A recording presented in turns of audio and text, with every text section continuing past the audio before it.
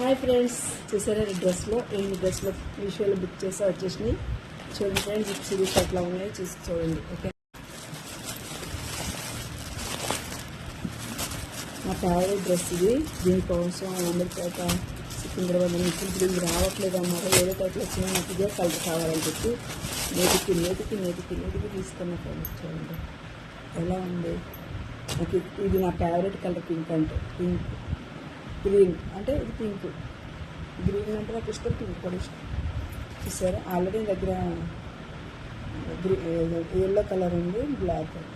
మీకు ఇది ఇష్టం, మీరు తీసుకొని మీషోలో ఆర్డర్ పెట్టి మీకు కూడా కావాలంటే ఆర్డర్ పెట్టుకోండి. ఇది రెండో డ్రెస్ చూడండి ఎలా ఉంది.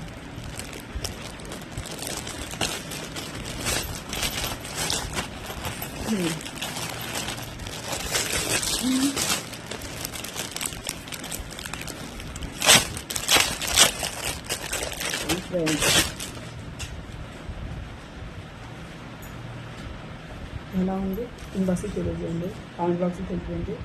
ఇది ఎంతమంది వచ్చిందో. ఇది నేను ఈవెంట్కి వెళ్ళాక వచ్చింది, లేకపోతే ఈవెంట్లో వేసుకున్నాను. చూడండి ఫ్రెండ్స్, మీకు ఏం కావాలన్నా, జ్యువెలర్స్ కావాలన్నా, ఏది కావాలన్నా మీకు బయట దొరకండి. ఏదైనా సరే మీషోలో, ఫ్లిప్కార్ట్లో దొరుకుద్ది. గత 5 ఏళ్ళ నుంచి కూడా నేను చాలా బుక్ చేసుకుంటూ ఉంటాను, తీసుకుంటూ ఉంటా. మళ్ళీ కొంతమంది ఎవరికి ఫ్రెండ్స్ వస్తారు, ఇచ్చేస్తూ ఉంటా. అలా జరుగుతామన్నమాట. ఇక నుంచి అయితే నేను ఎవరికి ఏ వస్తువు ఇవ్వను, ఎందుకంటే నేను కొనుక్కోవడం చాలా కష్టపడుతున్నాను. ఒక ఇందులో ఇప్పుడు లేదు. ఒక విషయం, డబ్బులు వీళ్ళు ఎప్పుడు తెలుసా మన దగ్గర రూపాయలు లేనప్పుడే అటు ఇవి తెస్తుంది. అది నాకు డబ్బు ఒకప్పుడు నేను ఈవెంట్స్ అని, షూటింగ్స్ అని అవి ఎక్కువ చేసినప్పుడు మనీ ఫుల్ ఉండేది. అప్పుడు నేను లేని వాళ్ళకి వేయడం, కానీ చాలామందికి హెల్ప్ చేస్తున్నా. కానీ ఈ రోజు నాకు అయినప్పుడు కొంతమంది హెల్ప్ చేశారు. నేనైతే ఎవరైతే ఎలా చేశారో వాళ్ళు చేయలేదు. ఓకేనా ఫ్రెండ్స్, చేయడం కుదరలేదేమో వాళ్ళకి కూడా పోలే. కానీ రూపాయి ఎప్పుడు షేర్ చేసుకోవద్దు. ఎవరితో ఎలా ఉండాలి, ఎవరిని ఎక్కువ నమ్మకూడదు. రెండో విషయం ఏంటంటే, చీకటి ఉన్నప్పుడు మన నీడ మనతో ఉండదు, వెలుగు వస్తున్నప్పుడు మాత్రం మన నీడ మనతో ఉండదు.